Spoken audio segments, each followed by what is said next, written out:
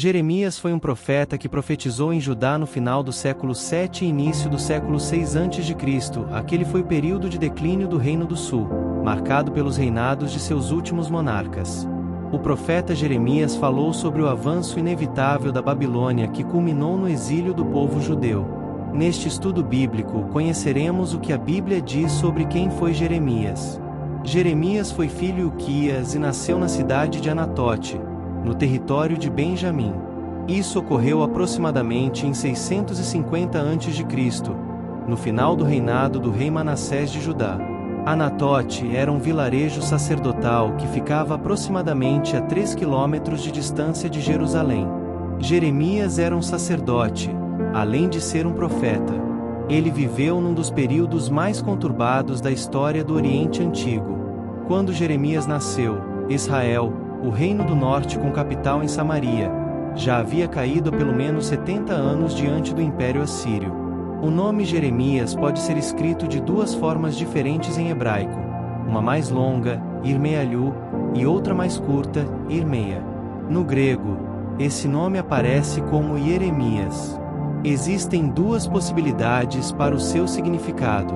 Jeremias pode significar ou o Senhor edifica, no sentido de exaltar, ou o Senhor lança.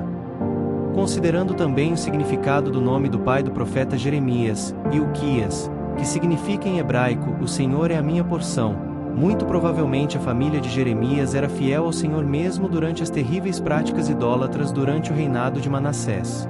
Durante a infância do profeta Jeremias, os reinados de Manassés e Amon foram caracterizados pela apostasia e idolatria. O próprio rei Manassés anulou completamente as reformas iniciadas pelo rei Ezequias, seu pai. Apesar disso, na cidade sacerdotal de Anatote, Jeremias teve contato com a tradição religiosa de seu povo. Ali ele cresceu em um lar temente e obediente a Deus. Ele foi instruído na lei do Senhor e recebeu também profundo conhecimento das profecias de profetas anteriores, como Isaías, Amós e Oséias. Se a situação interna em Judá era lamentável por conta do declínio religioso e do paganismo que se espalhava pela nação, o ambiente internacional também era bastante movimentado. Havia um clima de constante tensão envolvendo os assírios, os egípcios e os babilônios.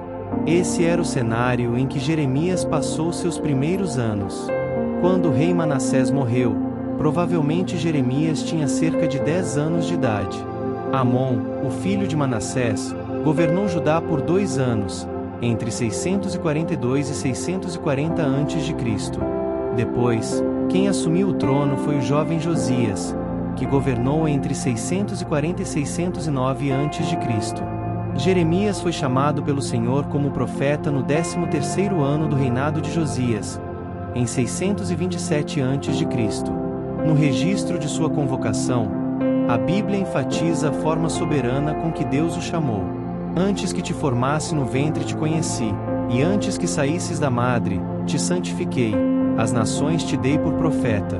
Diante do chamado de Deus, o jovem Jeremias alegou ser incapaz de desempenhar tal tarefa, pois não passava de um menino. Curiosamente, essa foi a mesma objeção feita por Moisés quando Deus o chamou. O rei Salomão também fez uma observação semelhante quando assumiu o trono de Israel. Além de indicar uma possível idade prematura para exercer tamanha responsabilidade, essa resposta do profeta também pode significar que ele ainda era espiritualmente e socialmente maturo. Talvez uma pessoa humilde e que não possuía autoconfiança. Mas a objeção do inexperiente Jeremias não foi um problema para Deus. Na verdade, o Senhor o tranquilizou dizendo: "Não temas." Deus avisou o profeta que ele deveria falar tudo o que lhe fosse ordenado, mas também prometeu que estaria com ele durante os terríveis anos de aflição que se aproximavam. O profeta Jeremias exerceu seu ministério num período de pelo menos 40 anos. Isso significa que se sua chamada para o ministério profético ocorreu entre 627 ou 626 a.C., o profeta Jeremias continuou profetizando até pouco depois da queda de Jerusalém, em 587 a.C. Assim, ele profetizou durante os reinados dos últimos 5 reis de Judá: Josias, 640-609 a.C., Jeoacás, 609 a.C., Jeoaquim, 609-598 a.C. Joaquim, 598-597 a.C. e Zedequias, 596 a.C. Um fato bastante interessante é que o ano de início do ministério do profeta Jeremias foi marcado por grandes reviravoltas internacionais que abalaram a história mundial. Entre 627 e 626 a.C., Assurbanipal, o último grande rei da Assíria, e Candalanu, o governante da Babilônia, morreram. Então Nabopolassar, pai de Nabucodonosor, se aproveitou daquele momento conturbado e de enfraquecimento do Império Assírio e se tornou o rei da Babilônia.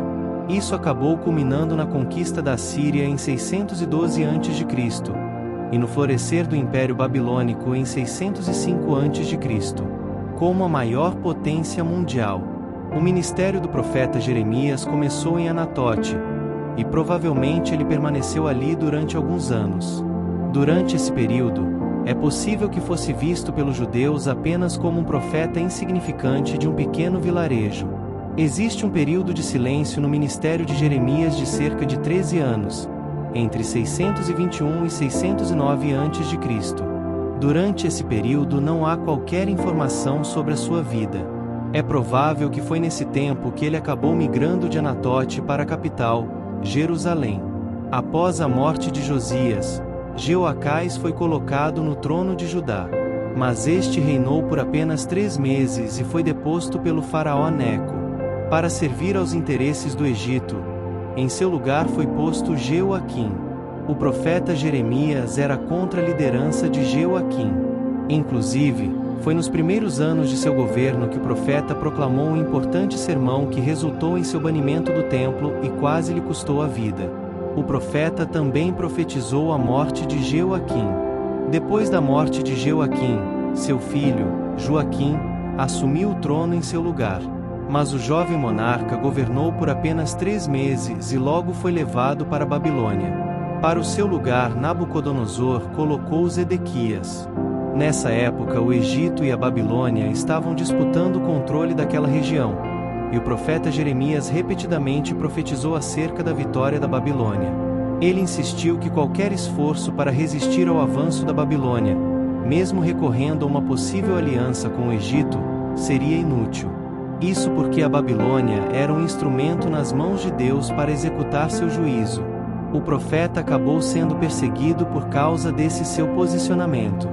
Então é possível perceber claramente que a mensagem do profeta Jeremias, conforme registrada em seu livro, serviu para lembrar os exilados sobre os motivos que lhes conduziram às provações que eles estavam enfrentando, bem como assegurar-lhes que, ao se arrependerem, eles voltariam para Jerusalém e desfrutariam de grandes bênçãos.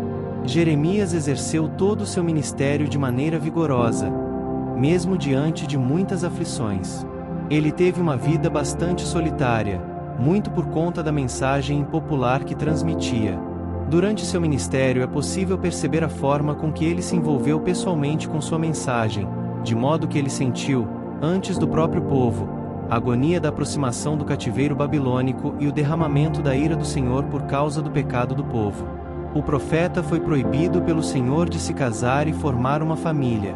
Isso era para que a vida de Jeremias servisse como um sinal das transformações que o exílio resultaria na vida cotidiana do povo. Jeremias experimentou angustias tão grandes durante sua vida que, por conta de seu lamento, ele ficou conhecido popularmente como o profeta chorão. O profeta Jeremias foi preso e teve sua vida ameaçada várias vezes. Na verdade, o conteúdo de sua mensagem o colocava em oposição à liderança de Judá. Por isso, muitas vezes Jeremias parecia detestar sua missão, pois ela lhe ocasionava grandes problemas, inclusive com seus parentes e conhecidos. Ele era alvo de zombaria e todos o amaldiçoavam. Com base nos detalhes registrados por Baruque, seu escriba, é possível perceber que Jeremias tinha uma personalidade forte e repleta de contrastes. Ele era um homem honesto, gentil, afetuoso, um profundo observador analítico e, ao mesmo tempo, inflexível. Apesar de se lamentar com frequência, o profeta Jeremias era uma pessoa otimista e de oração. Ele superou qualquer timidez que pudesse ter no início de seu ministério. Ele também suportou a hostilidade, a solidão, a angústia e até mesmo a sensação do aparente fracasso. Diante de um sofrimento tão intenso, o profeta Jeremias, em algumas ocasiões, não conseguia entender por que estava sendo submetido a tudo aquilo. Ele chegou até mesmo a acusar o Senhor de tê-lo enganado e desejar a morte. Todavia, no fim o profeta entendeu que Deus é soberano e controla todas as coisas. Após a queda de Jerusalém, a fama de Jeremias já havia se espalhado até mesmo na Babilônia. O rei Nabucodonosor o deixou em Jerusalém para ficar com o restante dos judeus que não foram levados cativos. O profeta Jeremias então permaneceu em Jerusalém até que o governador de Judá, Gedalias, foi assassinado por Ismael, um fanático judeu. Temendo uma represália dos babilônios, muitos judeus fugiram para o Egito, mesmo contra as advertências de Jeremias. Jeremias 42. Nesse contexto, parece que o profeta acabou sendo obrigado a seguir os fugitivos. Jeremias 43. No Egito, o profeta Jeremias, já um homem experiente com a idade de pelo menos 70 anos, continuou pregando a palavra de Deus. Jeremias 44.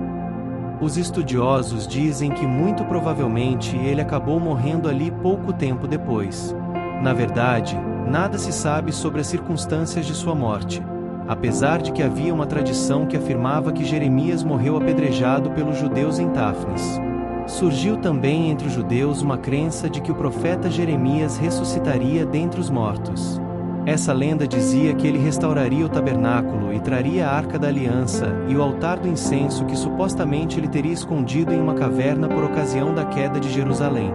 Talvez essa antiga crença possa explicar o motivo de alguns judeus do primeiro século terem pensado que Jesus era Jeremias ressuscitado. Essa é a história de Jeremias. Se você gostou, deixa seu like. Se inscreva em nosso canal para receber mais vídeos como esse. Compartilhe essa mensagem com mais pessoas. Agora vamos fazer uma oração. Senhor Deus, Tu que conheces cada coração e planejas tudo com sabedoria, ajuda-me a lembrar que, como disseste a Jeremias, Tu me conheceste antes mesmo de eu nascer e me separaste para um propósito especial. Dá-me coragem para falar a Tua verdade, mesmo diante das dificuldades, e força para permanecer firme em Teus caminhos. Ensina-me a confiar em Ti, sabendo que Tua fidelidade nunca falha. Que a minha vida seja um reflexo da Tua graça e do Teu poder. Senhor, assim como chamaste a Jeremias desde o ventre, capacita-me a cumprir o propósito que tens para a minha vida. Dá-me força para enfrentar desafios e fé para confiar em Tua palavra. Guia meus passos e faz de mim um instrumento de Tua vontade. Amém.